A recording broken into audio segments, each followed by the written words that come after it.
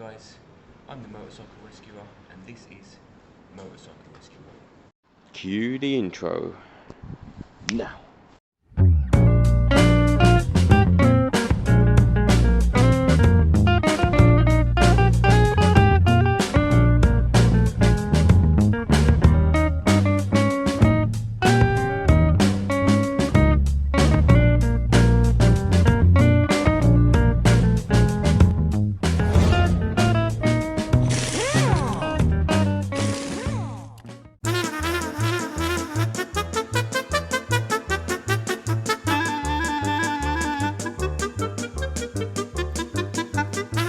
So I've got a big shout out to do, and this shout out is to John Trey.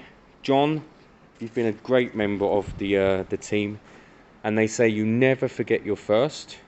And you were my first tipper. You bought my Pepsi Max today, and to be fair, you bought them all weekend.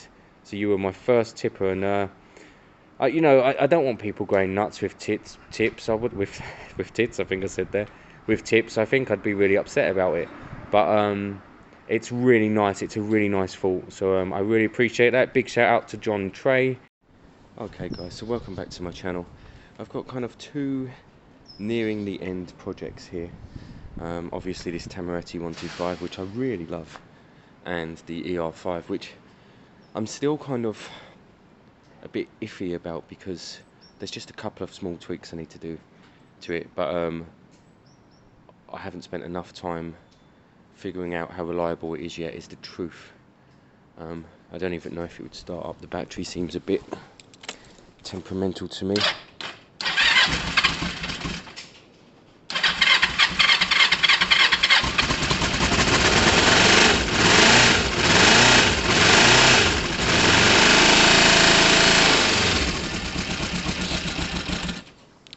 I think it's probably a good running bike. It needs a couple of tweaks. I need to tune the carb air fuel screws because I just based them.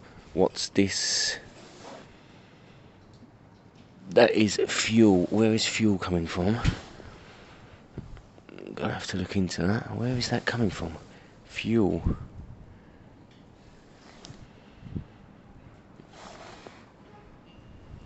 Don't know. I'm gonna have to look into that. But the air fuel screw mixture needs sorting. I have no idea where that just came from. It's here, so it's rolled down. Oh, it's the engine overflow.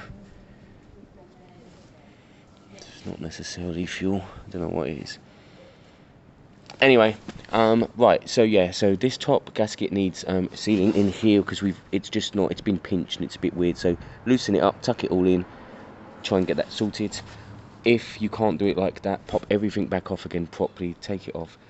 Use some high temp oil resistant silicone back on, and here air fuel screws adjusting. They probably need to come out half a screw or two until the idle's at its peak.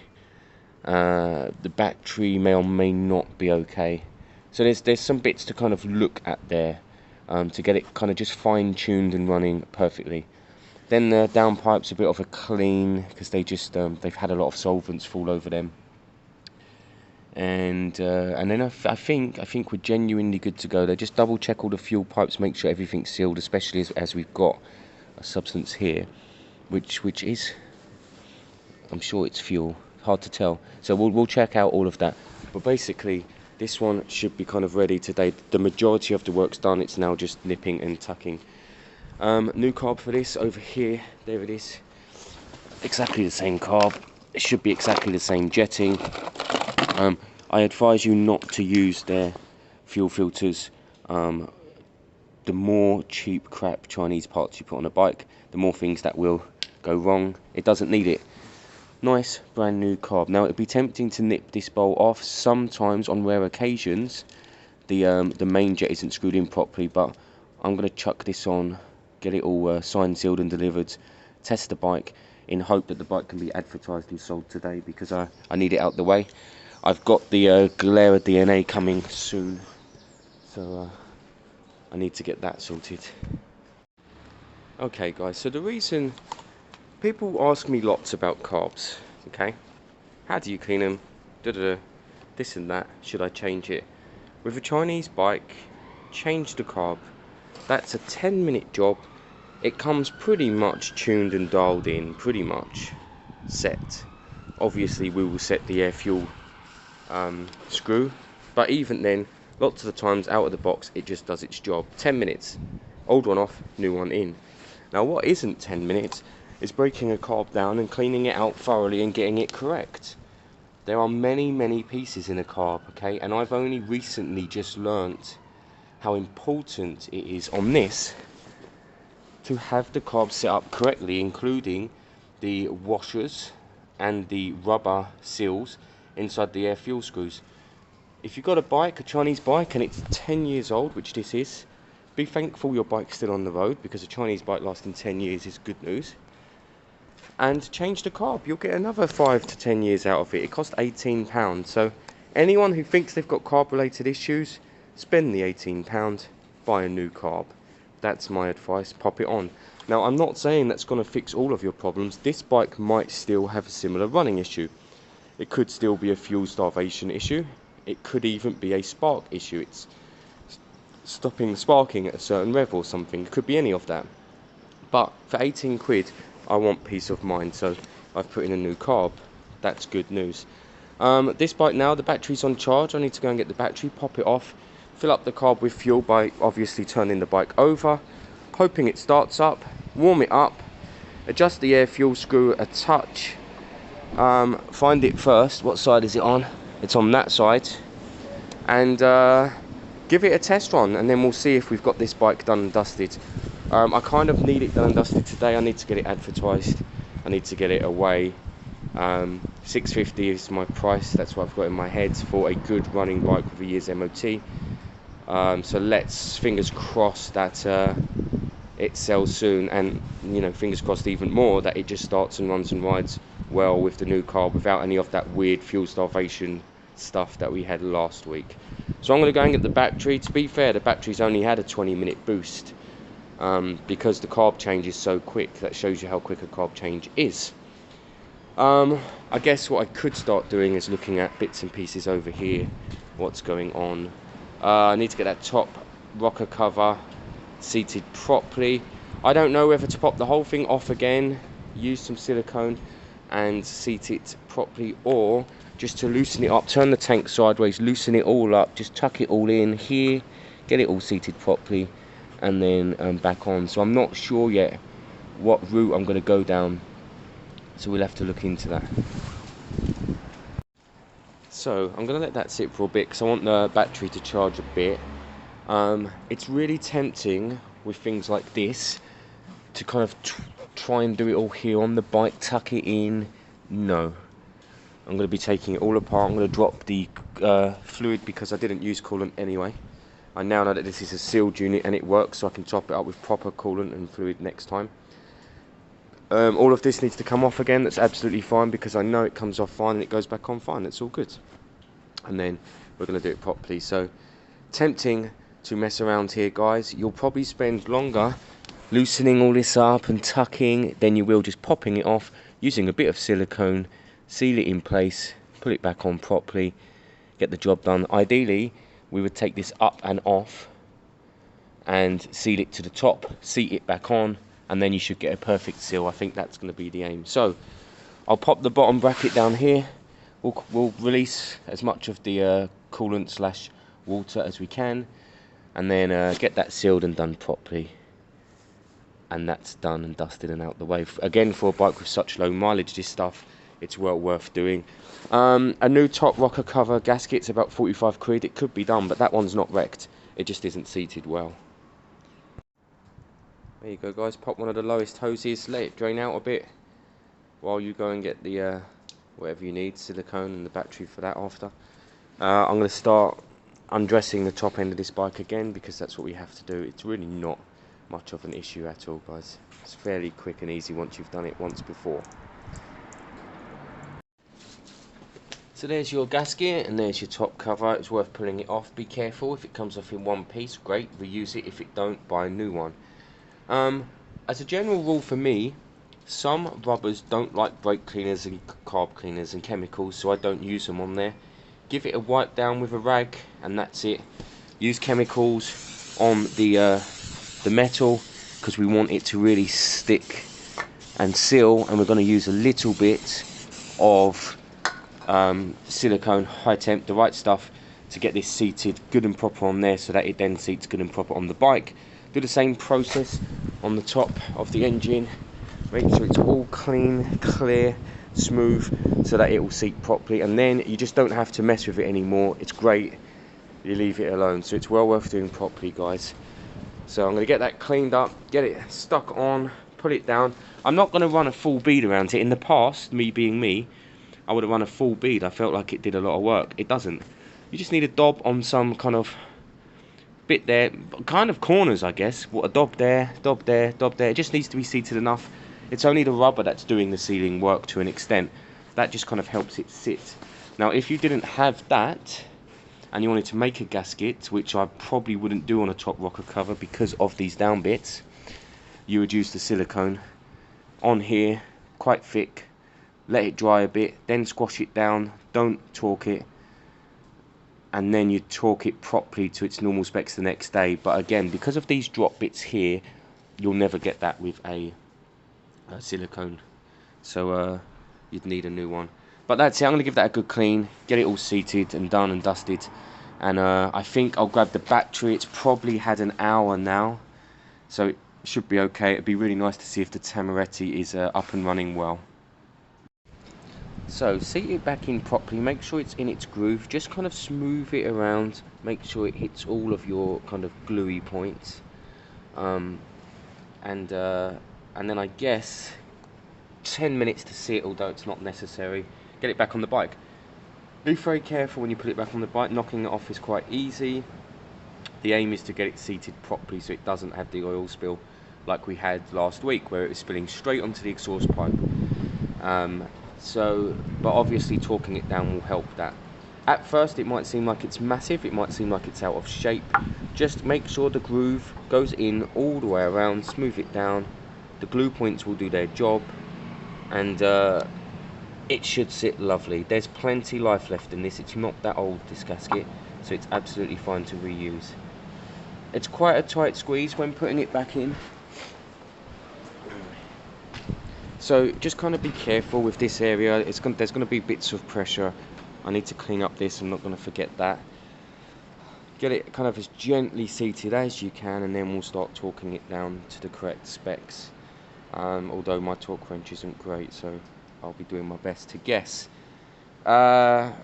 Basically get that sorted, and then this can go back together properly with good coolant. I don't think I need to get under there again any point soon, although how many times in the past have I said that, and I've had to. So I'm going to get that back on seated and get it all kind of nipped up and tucked up properly again. It was good news earlier that it just fired up properly, so that's great. I didn't even have to choke on, so we might be looking alright. Now, there was a bit of smoke last week. No one actually commented on the smoke, and I was looking at it going, bloody hell. I didn't even see it in person, but it was there in the video. It's been sitting a while, guys, and I've been using chemicals around it, and I've been doing all this engine work. It's absolutely going to smoke for a couple of weeks. What it needs is a good run, a good ride. The pipes need cleaning because of all the chemicals that I've spilled on them at times. Let it just burn all that crap off. I promise you, it'll be a good normal running bike at some point, once it's kind of got out, stretched its legs, and becomes a daily rider. So there you go, guys. Have a look around. Obviously, there's no bolts in it. When we bolt it down, we'll do a cross pattern just to get it all seated evenly. But you can see it's all nice and seated properly now. And when I put the actual pressure on it, it will sandwich properly. I'm going to put in these far side bolts first to put a little bit of pressure on this side. And then I'm going to torque it all down in sequence, so that we've got, you know, a really even pressured gasket. There you go. And I'm going to do it straight away so there's no hanging around. Don't forget your top caps. One fell off there, one there, and one there. So I'm missing 3. There should be 3 somewhere. I can see 1, 2... and there will be a 3rd somewhere in the equation, unless there it is, 3rd one there. Perfect. Stored, guys. I stocked them perfectly in them places, ready to be used. So we're sealed up. I can't see any issues with this gasket now. It looks spot on all the way around. You may get trickles of stuff dropping on the bike when it first warms up, but that will just be where we've been sealing it and it's kind of coming out, and that will be part of the silicone as well. So I torque it down to the correct torque settings. It's almost impossible to torque it down to the correct torque settings inside there because you can't get in there with anything. But do your best, guys. Basically, don't over tighten a gasket, don't under tighten a gasket. That's kind of the rule. So I'm gonna chuck this all back together, try and get to the air fuel screws, get it up and running and warm again, and by the end of today I think we should have a bike that's pretty much ready to go. I am going to give the downpipes a wipe because they are burning stuff off a lot and it worries people. Even Gary was a bit worried about it last week. He switched it off and said it's burning, and I said, well, yeah, but you know, coolant spilled all over the pipes, so of course it's burning. But yeah, basically if you're ever selling a bike and it's steaming, then that's not a good look. So get it cleaned up properly. But I'm glad that top bit's done and dusted now. I'm just going to double check the torque settings again on each one, and then nip it all back up, get it back to how it should be, so that we have a bike again. And then I'm going to look at what I'm going to do with the tank after. I'm going to cut it back, take off the wax I've put on using some washing up liquid and water, and get some cutting compound on there, maybe get the drill out, give it a bit of a cut back, and then more coats of gloss, and we should get it closer to how the rest of the bike looks. It's just a bit dull, and the paint's just the fuel that dripped has just done that to it, stoled it off a bit. Great, so I'll keep going on this. Everything's nipped back up, guys. It's all done and dusted. Be careful, make sure you have nipped everything up. Don't forget to fill up the coolant, you'll wreck your bike. Long life coolant over there, blue. It's concentrated, so I mix it with water. It's probably half a bottle, and it should be kind of half a bottle of water as well to fill it up. Obviously you have to let all the water circulate, tip the bike around a bit, get all the air out, then seal it up properly, then top up your coolant bottle to its appropriate level, and you're good to go there, guys. There's nothing more from that part we need to do. We won't have any more of that silly oil drip.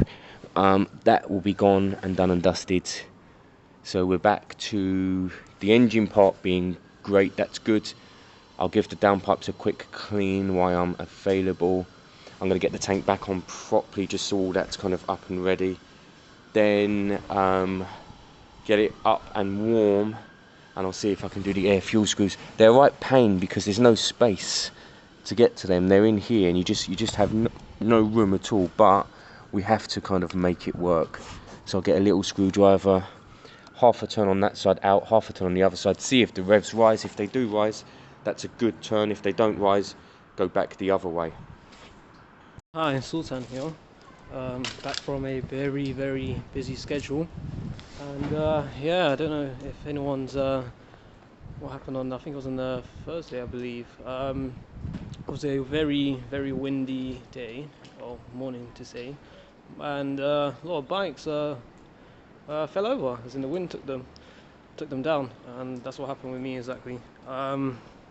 Just need to get a few things sorted out. I'm starting to ride this to work every day. Mainly from King's Cross to Holborn, but I'm actually starting to use this more regularly. Originally I bought this more as like a weekend bike, like a weekend warrior type of thing, but this is actually very helpful because unlike other, because if you know how I am, I work in construction where you have to carry my tools with me 24/7. I carry this, basically I get to leave my tools on the construction site because I work with the company themselves, not through agency and whatnot. Anyways, that being aside, I use this daily, well not daily, I'll say Monday to Friday, and just need to get it all tipped up and M&T worthy, because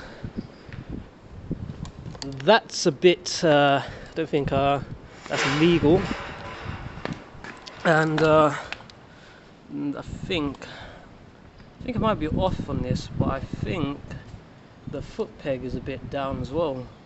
Looks a bit bent. But the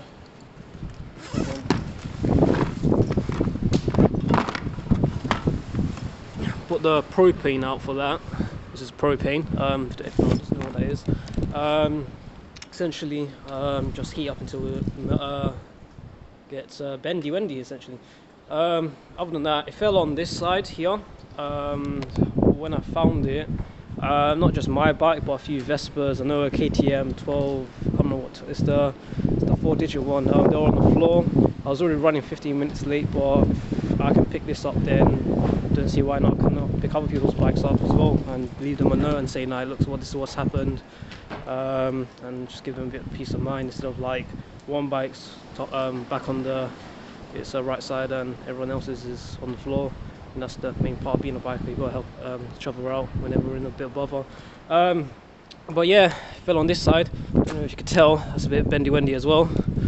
As far as the tank is concerned, I think the tank was worse beforehand. But I think the crash mushrooms, or whatever they're called, took most of the damage. The gear selector is pretty okay. Paintwork wise, I think this is from before, but nothing really too major. Again, this was from before, nothing. Bear in mind, this is from '97 and it's older than me, so I'm not expecting this to be in crisp condition and everything like that. There's just mainly, I even said to the owner beforehand, I said that I just need a daily rider. The whole ULEZ thing, I'm pretty sure I'm going to need to ULEZ this, exempt this as well, go to the test center in Bow, because I'm paying quite a lot just to go to work, but it's more, I prefer the comfort of like riding and not have to like I mean, it's about a 30-minute walk and probably like a 10-minute bus ride, but it takes me about 5 minutes and I value the extra minutes of sleep, I guess. But yeah, that's the update on me. Don't know what's Charlie been doing. I know he's got this up and running, done a test ride on that. I watched the video, I think it was yesterday or the day before. This is a monstrosity, and I'll say until the day I die. But this, I'm looking forward to see what's going on with this. Bear in mind, I don't know where Charlie is. I'm just in the garage, left alone, unattended. I need to find the indicator somewhere around here and see how it goes. But yeah, that's basically what I've been doing for the last, I don't know, few weeks. I did a video on the thing, so you see a random video of mine on your camera around me. I don't know where you went, by the way. So, yeah. Alright guys, ignore the dustbin raider at the back. New carb is in. Batteries on. Let's see if we fire up. Remember, the old carb that didn't fire up last week, so that will give us an idea of how we're looking. Then we need it to warm up. Then it will be a test run. Hopefully it's done and dusted and it's ready to be sold, because we need it out the way. It's going to take a little while to kick over, guys, because it has no fuel in it. I'll try and suck a bit through, but it will just do it itself anyway.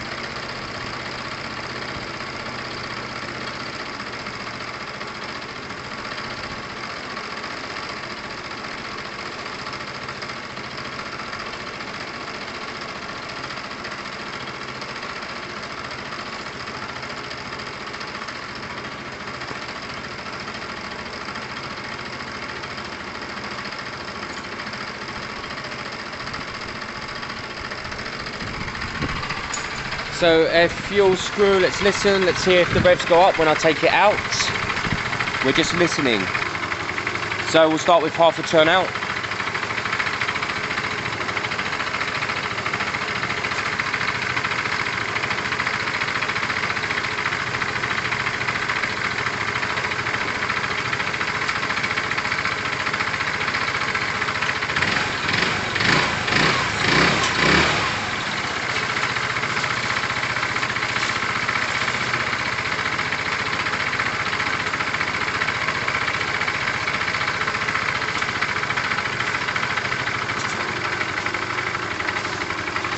I'm not sure you would have completely heard it, guys, but it did rise a touch. What I've done now is lowered the idle screw to see if we get another rise.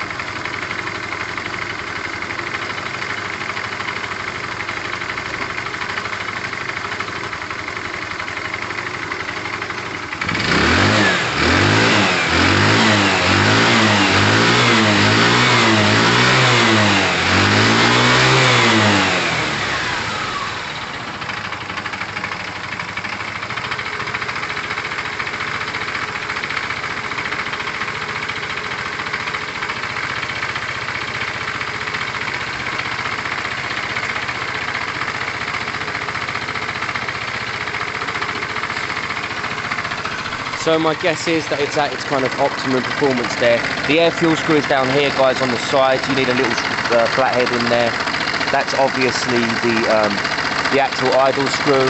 How you do the air fuel, you get that so it's just kind of ticking over, and then you turn that half a screw out, wait and listen, maybe give it a blip, wait and listen, see if the revs have gone up. On a bike with an actual RPM counter, it's a bit easier. I think this is the optimum setting. I'll get the GoPro on, we'll go for a quick spin.